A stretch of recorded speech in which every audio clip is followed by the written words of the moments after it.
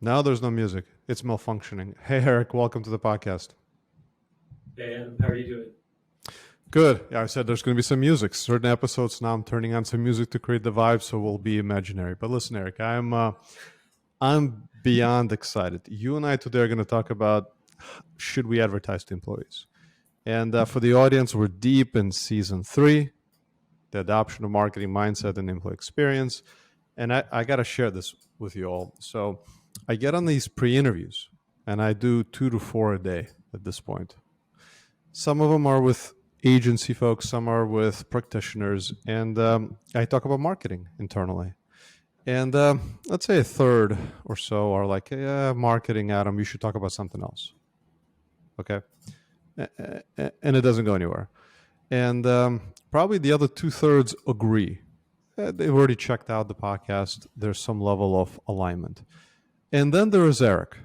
Not just like agreeing. He goes, marketing to employees. Yeah. That's nice. What about advertising to employees? And I was like, whoa, deer in the headlights moment. I'm like, you went further, Eric. So I can't wait to dive in. Where I want to begin, though, is to try to understand, how did you get to your point of view? And I've got, talking about your background, but Eric, what do you think if you had to pinpoint to few experiences in your life that led you to have the point of view that you currently have on this? I think partially it's, you're a creative director of integrated communications at Pizza Hut, right? You're a founder of an agency.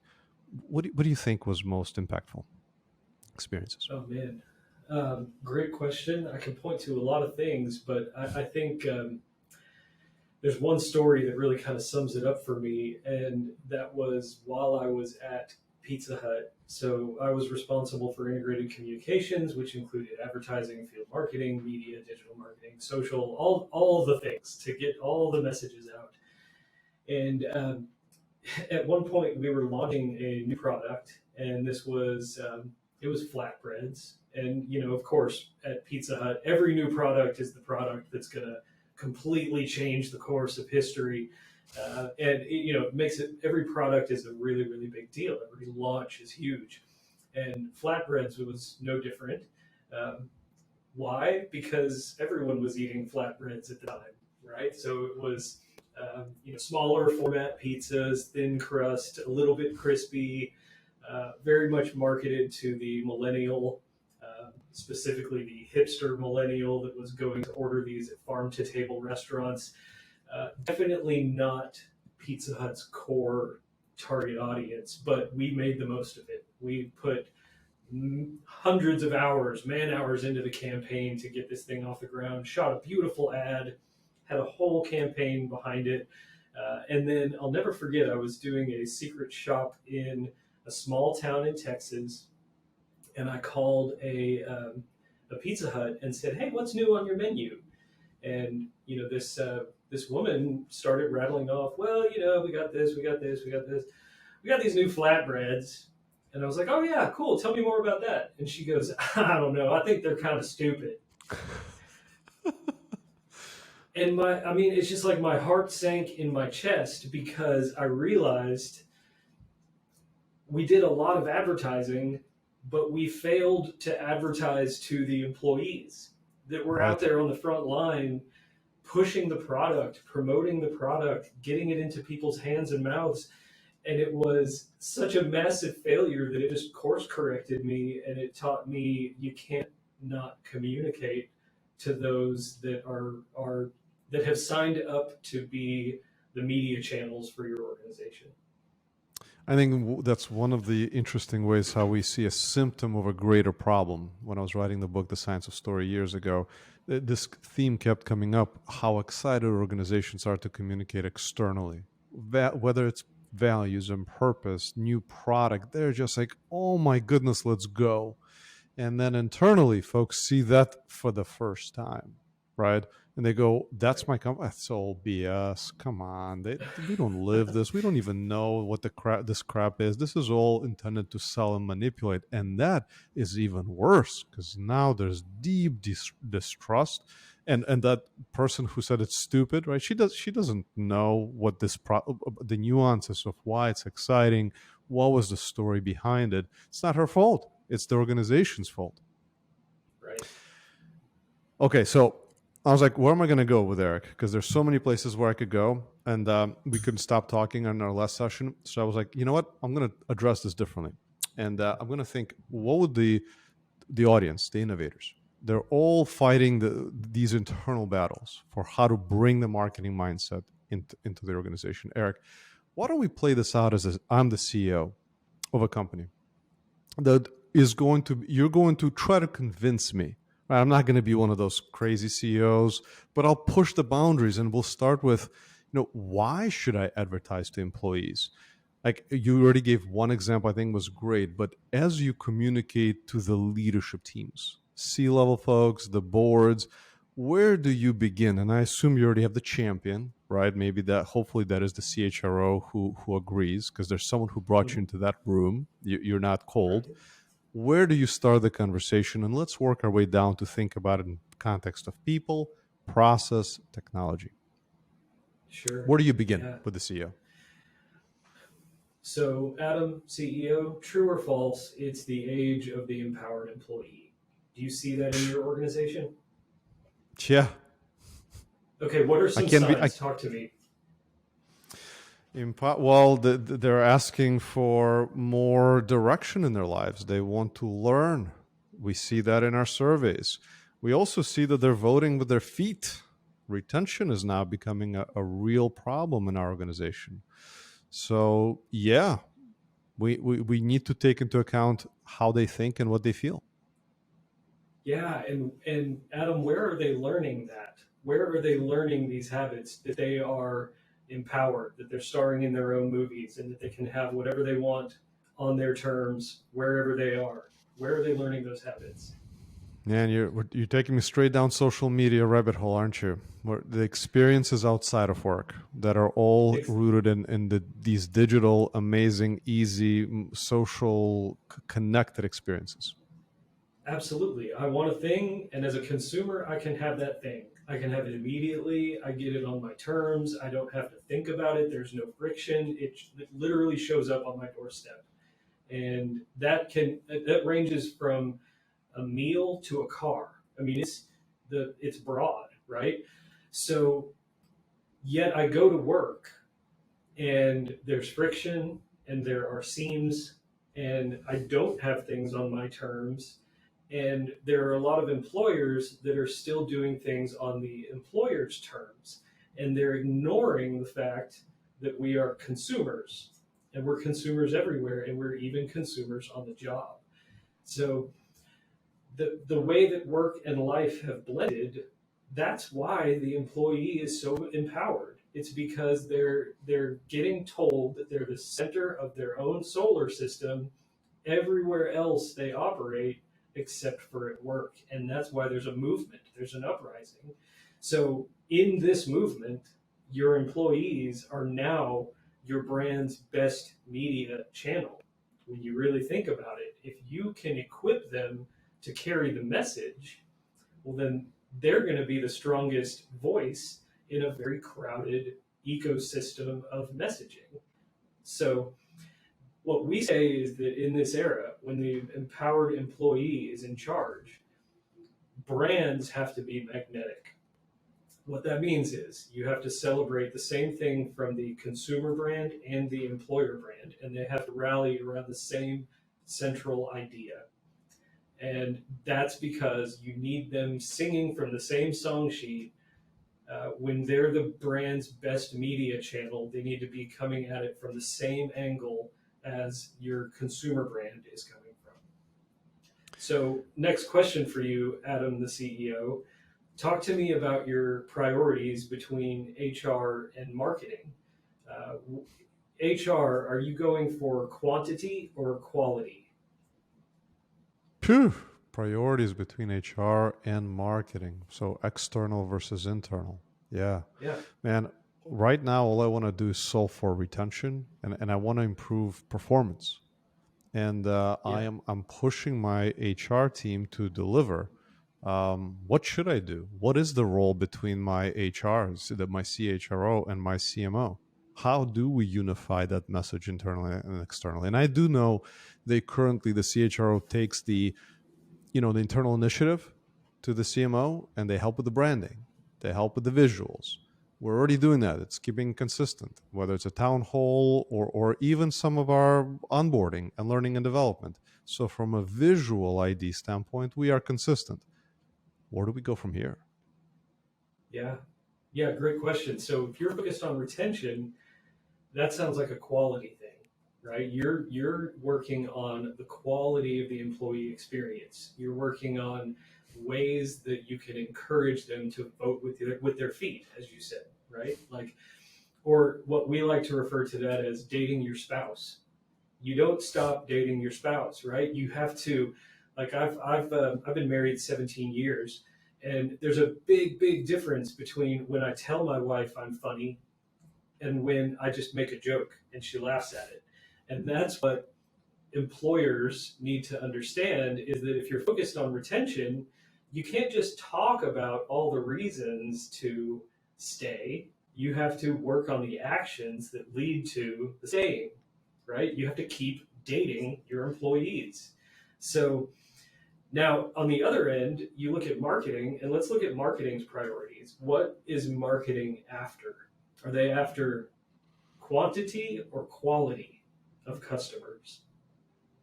It's a good question. There's a balance that comes to mind, because I would think if our marketing team is responsible from awareness to, all the way to lead generation. And ultimately, how many leads do they generate for our sales team? Quality leads that are within our, qualified target. Sure, yeah. Now it's quality leads, but you started that sentence with how many, right? So it Right. really is a game of numbers. It's the percentage of quality leads is going to be a direct reflection of the total number of leads, Mm-hmm. right? So marketing is first and foremost concerned with quantity. Mm-hmm. And marketing often builds a brand that equips quantity, right? Customer acquisition is their first and foremost responsibility, because without that, none of the rest of the funnel even exists. Nope. So let's compare and contrast now. When you have a marketing organization that's driven towards quantity, you have an HR organization that's driven towards quality. And those two things are fundamentally at odds with one another, because the messaging is different to build quality than it is to build quality or quantity. Hmm. So so that's where we have a challenge, and the result is often a brand that feels lopsided, right? You have marketing saying, here are all the reasons why you should choose this brand. And then you have HR saying, here are all the reasons why you should stay with this brand. Mm-hmm. And externally, when your employees are your loudest voice, your loudest media channel, well, which message are they reinforcing at which time? And have you actually equipped them to say the right thing in the right spaces? I'm convinced. What do I do now? What happens next? What resources will I need? Let's start with back to the big question. What is the state, this emerging market that we're talking about? What is the future state in which we improve this world? Will it be done by HR folks or the CMO folks, or how do they come together in order to reconcile the quantity on one side, quality on the other side? Yeah, great question. The best efforts that we've seen at MindHandle really revolve around um, building a team that is independent of both HR and marketing, but is staffed with people from marketing. So that marketing mindset of quantity supporting the HR desires for quality. And that's the blend that we see working best. It does take usually a tiger team. And if you have a team that's built from the intersection of HR, marketing, and internal comms, that's when large organizations with distributed workforces are going to see the best impact, because you're going to have quantity and quality represented. You're going to have the wherewithal to execute. That comes from the marketing side of the equation. Um, And I should back up for a second because I want to remind the audience that uh, most HR professionals did not get to where they are because they are successful marketing communicators. They are successful communicators, right? Like that just goes without saying. When you're in HR and communications go hand in hand. But most HR professionals have succeeded at communications on a one to one or one to a few level. Very few HR professionals are where they are because of their ability, their demonstrated ability to communicate at scale. That's a marketing challenge. Yeah, and it's also, we can look at it from an external world where there's sales and marketing. It's two motions. You can summarize by saying sales is responsible for the relationship, marketing is responsible for the message. So when we look at it internally, what is the world of HR?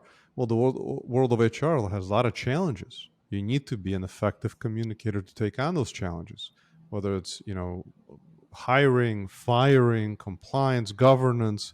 There's just so many really difficult things for a CHRO to take on.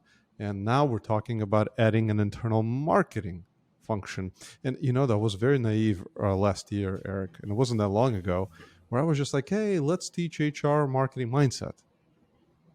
And now I'm like, whoa, is this as simple as let's teach someone attorney mindset? So now you're an attorney? Accounting mindset. So now you're an accountant. So really, by saying a marketing mindset is that easily teachable, we're literally discounting the incredible knowledge, experience, skills, all of the things that make marketers great. We're discounting it straight into a mindset. So I don't mean to make this into a therapy session. I'm recovering from that way of thinking, Eric. But Tiger Team, marketing, internal comms, and HR folks. Fascinating. Fascinating. Which HR folks? Who would you have at that table? Would you go through the entire employee experience? Would you say, okay, let's have the talent folks. Let's have the, those are from acquisition to onboarding. Let's have the L&D folks, change management. Who would you have on? Or would you pick one to represent all of HR? Does it depend? Just curious. Tell me if I'm getting too in the weeds. No, I'm glad you're asking about this. I can tell you what our best engagements have in common, and that's that L&D is usually represented. And the reason why that's an important factor is because they touch the most nodes in the employee experience. So throughout the employee experience, they're considered. Talent acquisition is on the team, absolutely on the team, because if employer branding is going to be successful, it starts with recruitment. It is a talent acquisition tool, but you use it throughout the employee life cycle. And then definitely, HR generalists and or compensation and or benefits teams are important. Their voice is important to the project because um, when you look at a company's EVP, employer value proposition, you want to make sure you're reflecting not only the emotional benefits, but all the tactical benefits as well. So the rational or functional benefits like, salary, total rewards, health, vision, so on and so forth, retirement benefits. So um, those voices are pretty important in that type of work. And this is where things get real by bringing those voices in, because you don't want this work to be in the abstract. I just finished an episode this morning where we talked about what does it look like to market benefits internally, not inform, but market. And I know in your words, probably we go further into let's advertise the benefits internally, but Sure. we'll get there. So we've got them all at the table. So that's a serious team. By the way, you said Tiger Team? I think that's one way to think about it. Do you think they're creating an internal agency? Do you think this is like an internal? And I say the word internal agency just because we want to give it a feel of disruption, innovation, thinking outside the box. Or am I going too far with that?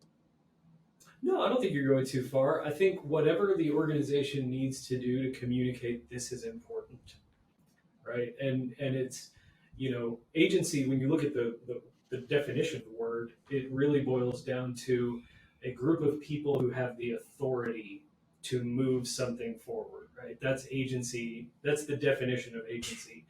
Um, so it's you need to define that group as these are people that are going to have effect and they're going to create change, and that's a kind of a disruptive mentality.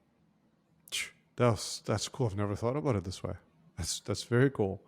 Okay, so we've brought the internal agency together, and the way that I would think from a process standpoint is we need some KPIs. We need to know if they're going to be successful or not. So now, do we bring in the marketing mindset? From a sales, how much revenue do we bring in? But from a marketing, we got a leading indicator. Now, as you said before, in the marketing outside world, it's about quantity. How many leads? Was it 100, 1,000, 10,000? Internally, quality. So now we need to measure quality at the various stages of the employee experience. Retention obviously is the end game, performance potentially end game. How do we think about how many enrolled in learning and development? How many participated with our benefits? Do we start to go employee experience by employee experience to identify KPIs that could be influenced by this internal agency? Yeah, absolutely. And we typically focus on 6 data points, and it really boils down to 3 categories of types of messaging. We see messaging at the attraction level, which is basically uh, communications that are designed to get someone to say, I like that. We look at the adoption level, which is communications designed to get someone to say, I want that, or I want to be a part of that. And then we look at communications that are designed to get people to say, I am that, or I'm like that. And we call that championship. So attraction, adoption, and championship times 2, because we do this for the employer brand and we do it for the consumer brand. And we get a read on how they complement each other. Uh, Now, for us, it's really important that we make this distinction. We're not looking at how well you recruit at the attraction phase. We're looking at how present is the brand in your recruiting communications. So attraction means how strong is the brand when a candidate interacts with a piece of content, any piece of content in their journey of deciding to join the organization. How present is the brand? And if what we see is, tactical benefits that they could get anywhere, or stock photography, for example, those are 2 signs that or 3, the 2 worst words in talent acquisition: now hiring, right? Because it's just wallpaper. It says you're literally hiring anybody. Anyone who can fog a mirror can work for your company. So it's when we see things like that, we'll score a brand low on employee attraction, right? Now, if we see an EVP that couldn't possibly be duplicated, or that a competitor couldn't possibly compete with, then we'll score the brand higher at the attraction stage. And that's how we organize what are our priorities. So we look at those 6 data points and we say, okay, we need to improve on attraction. And so here are the ways that we're going to do that. We're going to install a new paid media campaign where the creative is dialing up on the emotional quality of working for this organization.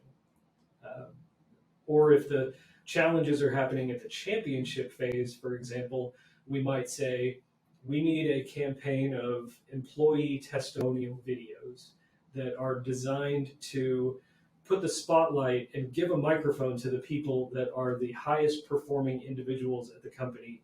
And for the company to endorse, this is what success looks like. This is what it looks like when you're firing on all cylinders, and how you can really be a champion here.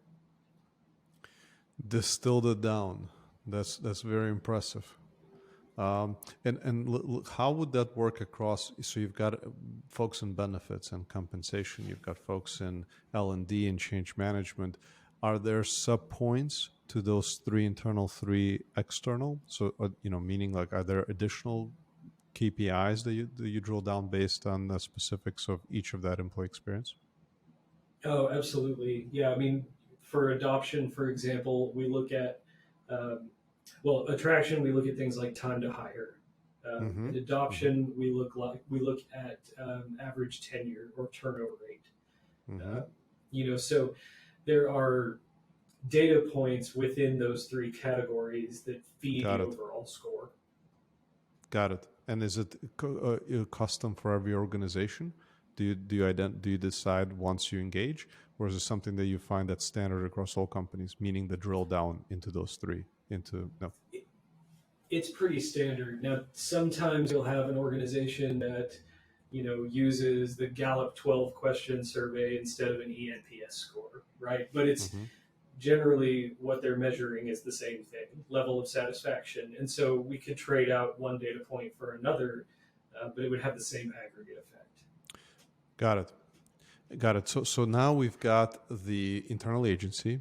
We've got Mhm. data on the KPIs. Next would be the process that they would follow. And do they run campaigns? Do you start to think about the funnels? Because you know what the KPIs will look like in terms of success.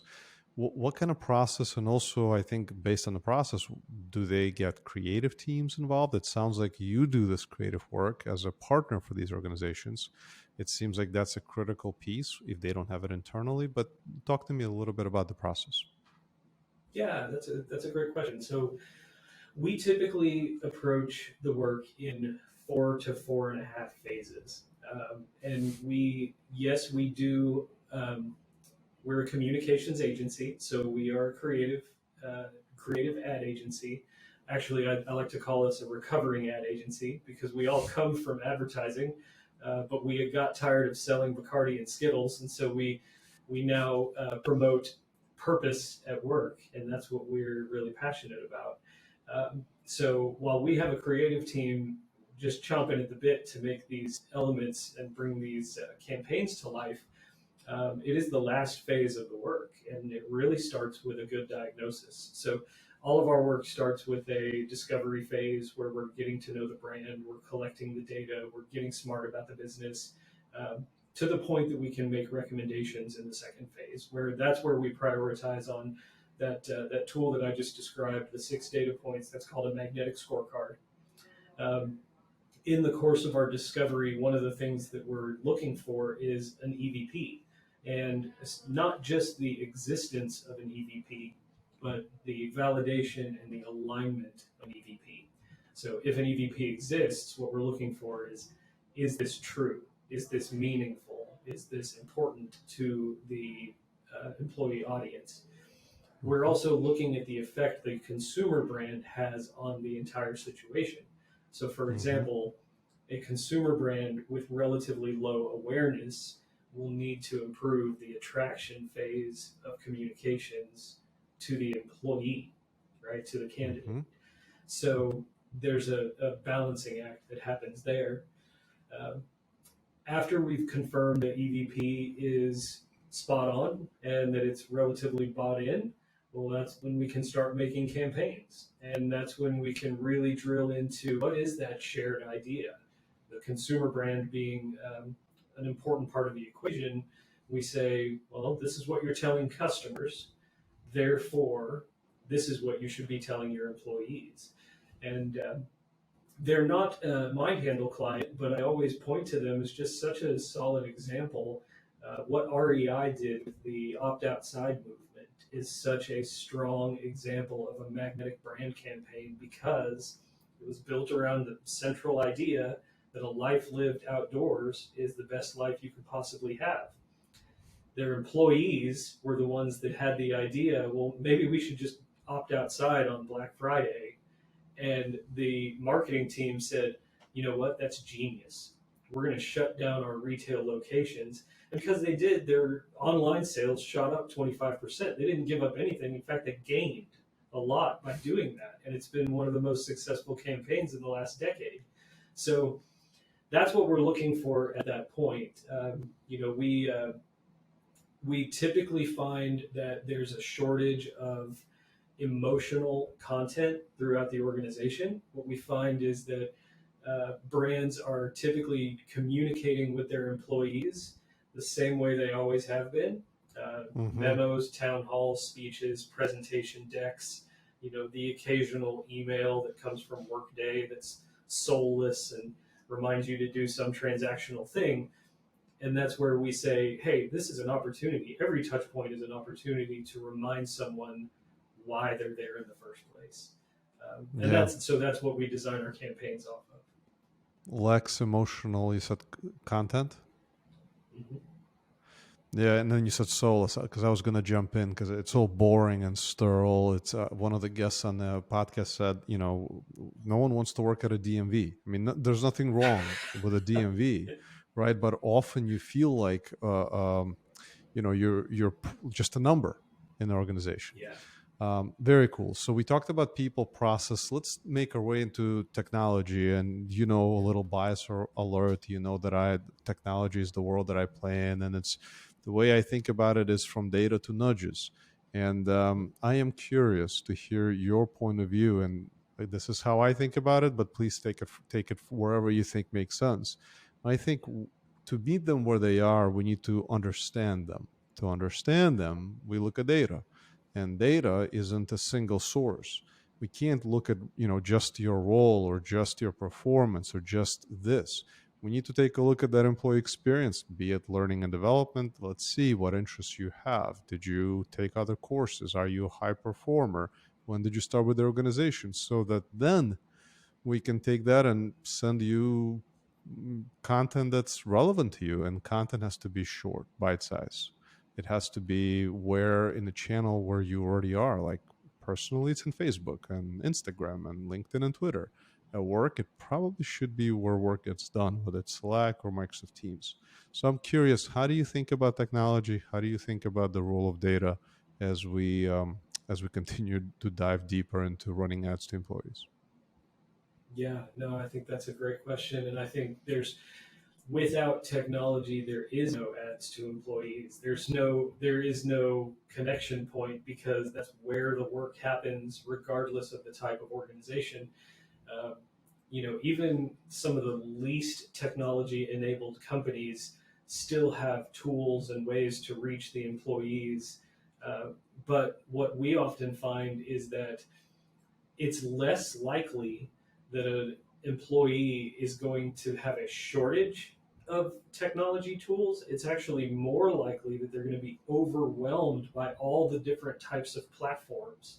And they'll Totally. be like, hey, we get our paychecks through Totally. Yazoo, and we get our performance reports through this and that, and we get and it's like they can name Yeah. all the different tools that they use, and it's overwhelming. We've had in discovery projects with employees, from time to time, actually pretty often, tell us, hey, if you're working with corporate, will you please tell them, for the love of God, put it in one place and leave it there? Hmm. Like, communications are so sprawling at this point Mm-hmm. because Mm-hmm. I like to think it's like we're treating technology like we've always treated software, like PowerPoint. Because it can do the work, we use it to do the work, right? As opposed to, what do I really want to communicate, and therefore what is the best tactic or tool to communicate that thing? And that can lead to a lot of frustration. But you're absolutely right. When you think about employee engagement, it really boils down to two things. And if we can master those two things, there's a third. What is expected of me, and how am I doing against that expectation? Mm-hmm. And if we can answer both of those questions, then the third question is, great, what's next? Mm-hmm. And that's it. That is employee engagement in a nutshell. And if we can master that, because it really is simple, and it changes by the day, but it's really simple. I didn't say it was easy, I said it was simple. It changes by the day.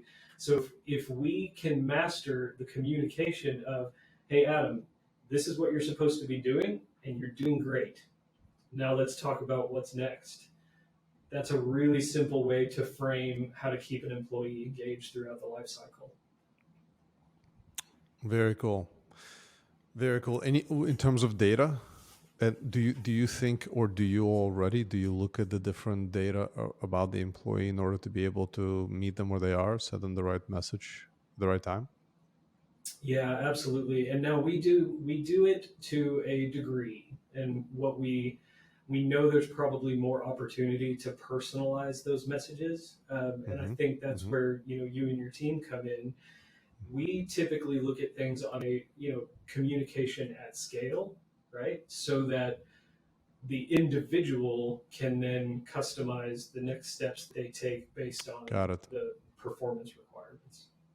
Got it. I mean, again, this is an emerging market. There's going to be insane amount of innovation. One day, 10, 15 years from now, you're going to be on stage and you're going to be like, well, we were one of the first, if not the first ad agency to employees. And there's going to be an audience full of agencies to employees, right? And all of that is going to be followed by evolution of internal infrastructure, processes, and technologies. And by that point, we're going to see the big players in that room as well. We're already collaborating with Microsoft, but it's going to be everyone in the employee, everyone who touches employee experience, every major technology is going to have a role to play, because if it's not holistic, right, you can't have employees have 55 different technologies to use. That's just not going to work. It's not.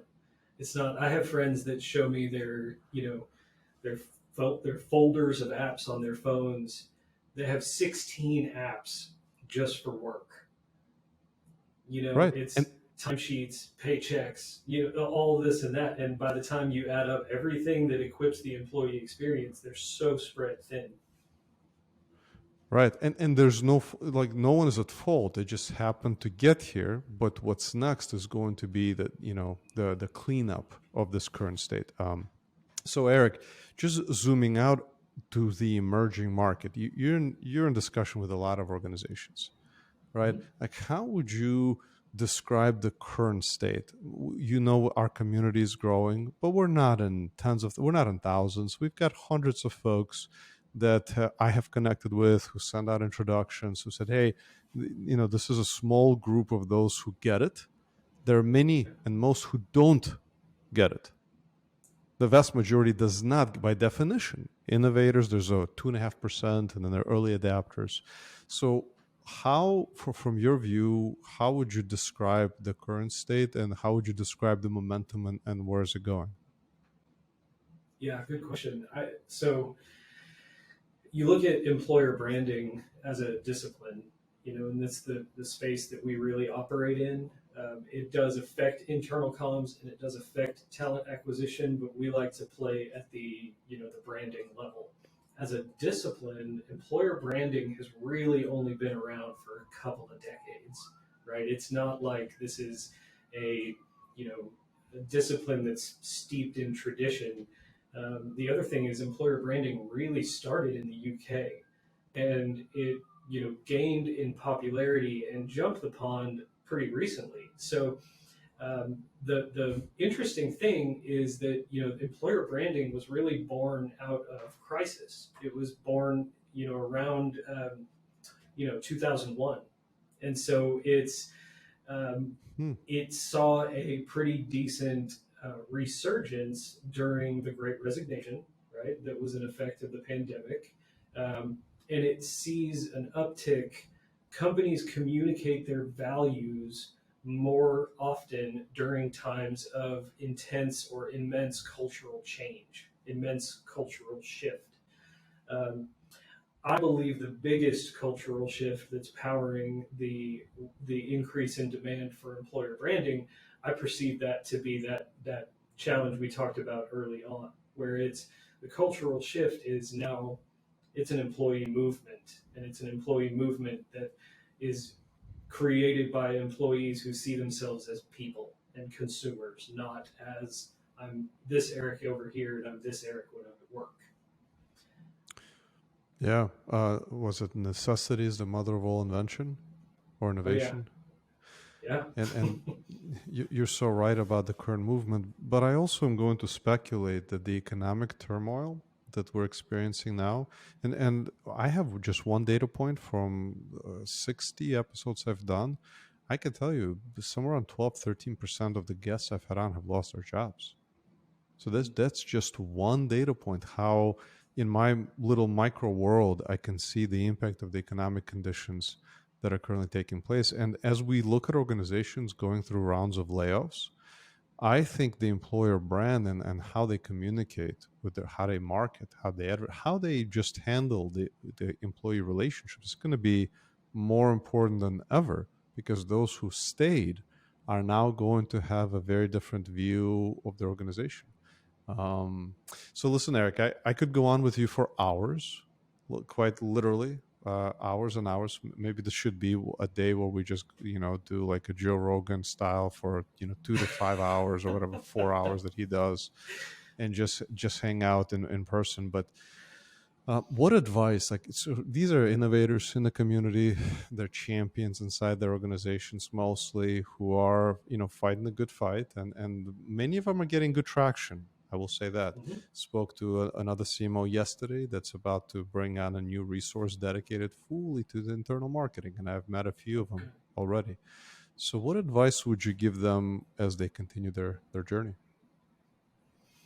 I would start with a just a quick comparison um, to take a look at the spend on gaining and keeping customers. Then compare that to the spend at your organization on gaining and keeping talent. Um, exactly, you're going to see it as incredibly lopsided, and that difference is going to be the definition of the hill that you are climbing. Now, if you're up for it, right? And I think this is a time in which people, human beings, are going to reward you for being up for that challenge. Um, and if you are up for it, you just have to recognize how steep it is and remind yourself that this is soil work.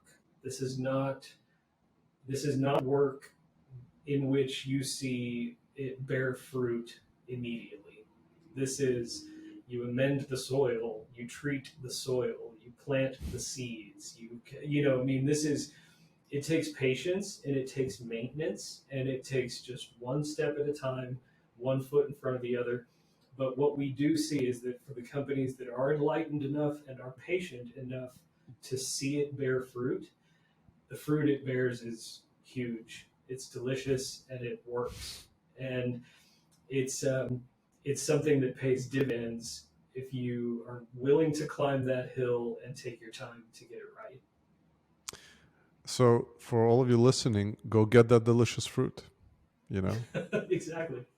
be patient. Eric, just a huge thank you. I know you're crazy busy, got a lot going on. Just appreciate you taking the time. I'm glad you joined the community. I look forward to publishing the episode. And for you all, Eric is open for questions and conversations within the community. So once I publish it, go ahead and give him a shout out, and Eric will respond. Wonderful. Thank you, Adam. I appreciate you having me on. Wonderful. Over and out.